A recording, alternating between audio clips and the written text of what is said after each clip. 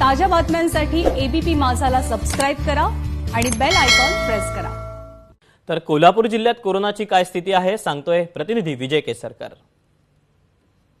Corona व्हायरसच्या लढाईत कोल्हापूर जिल्ह्यातील सध्याचं चित्र जरी सध्याचे आकडे दिलासादायक दिसत असले तरी नागरिकांनी काळजी घेणं खूप गरजेचं आहे।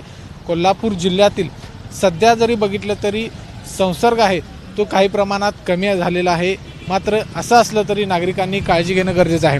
ऑगस्ट असेल सप्टेंबर असेल या 2 महिन्यामध्ये प्रचंड आकडेवारी आहे कोरोनाग्रस्त रुग्णांची ती वाढली होती।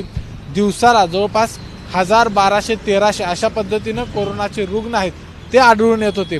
मात्र ऑक्टोबर महिन्याच्या पहिल्या आठवड्यामध्ये हा आकडा आहे तो काहीसा दिलासादायक म्हणावा लागेल, आकडा आहे तो कमी आलेला आहे। No mask no entry, no mask no food, no mask no petrol असे विविध प्रयोग आहेत ते कोल्हापूर जिल्ह्यामध्ये या ठिकाणी करण्यात आले आणि त्याच्यामुळे नागरिकांना कुठेतरी एक सवय लागली की आपण मास्क घालूनच बाहेर पडायला पाहिजे।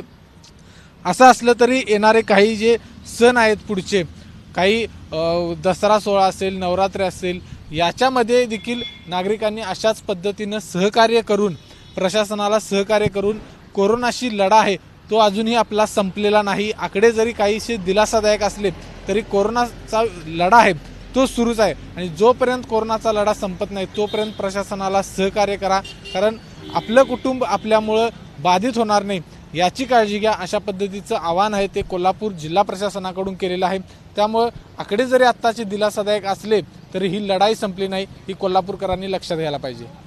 कॅमेरामन निलेश शेवाळेसह विजय केसरकर, एबीपी माझा, कोल्हापूर।